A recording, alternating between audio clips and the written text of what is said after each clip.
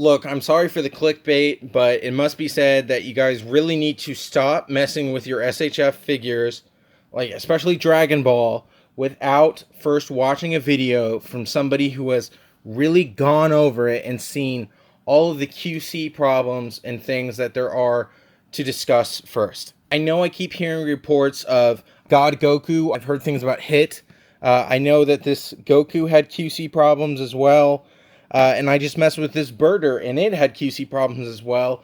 Raditz. I mean, there have been a lot of s.h.f. figures lately that have been having QC problems. And I think that, like, these are more advanced issues to the point where if you didn't necessarily know about these things, you would probably break it. If you broke your Jiren, you need to hear this message. I'm not saying that it's your problem or anything. This is definitely a Tamashii problem. There's definitely a rampant QC problem going on. I don't know if it's Vietnam. I've heard reports about EE Goku, and that one was made in China.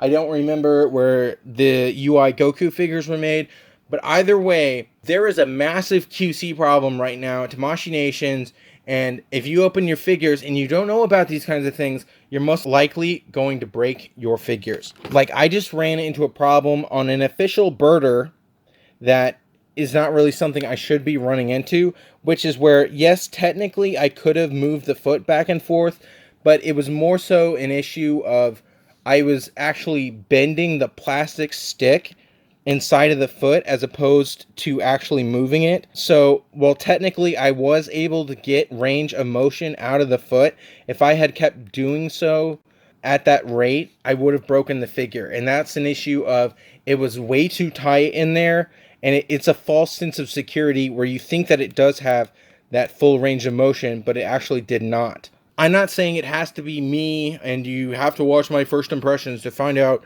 how to use these figures or whatever, but if you are not really experienced with messing with action figures, you need to be extremely slow and use warm enough water that you're able to get the joints loose and pop them out so you can mess with them further. I have made videos on all these figures. I know I'm not the only one out there that knows how to fix these kinds of problems. You need to watch videos by somebody before, like, you start messing with your figures, because these are pretty advanced issues that I'm running into right now. I couldn't even get the other head onto the birder. I could barely swap out the hands back and forth and whatever. And this QC problem has been getting exponentially worse over the past year. What I would recommend is just stop messing with your figures for now. Wait till you hear from somebody that knows how to fix it. I know how to fix these problems, so you can hear it from me, but I also know that there are other people out there that can fix these issues. So just find someone that knows what they're talking about and can actually fix these kinds of problems. As for Tamashii, I would say slow down.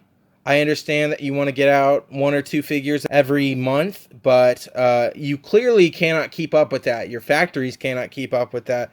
Your QC is suffering so much, and you're just giving out broken figures out of the package. Like, some of these things are bootleg problems. Like, you can't even call them bootleg issues anymore, because this is official figures that these kind of problems are happening to. You need to address your QC or something. Again, just trying to put this out there as a PSA. Please stop messing with your Dragon Ball s.h.f. figures until you have heard me or somebody else who knows what they're talking about actually go through these figures with a fine-tooth comb and figure out all the kinds of QC problems with them, because it's getting really bad right now.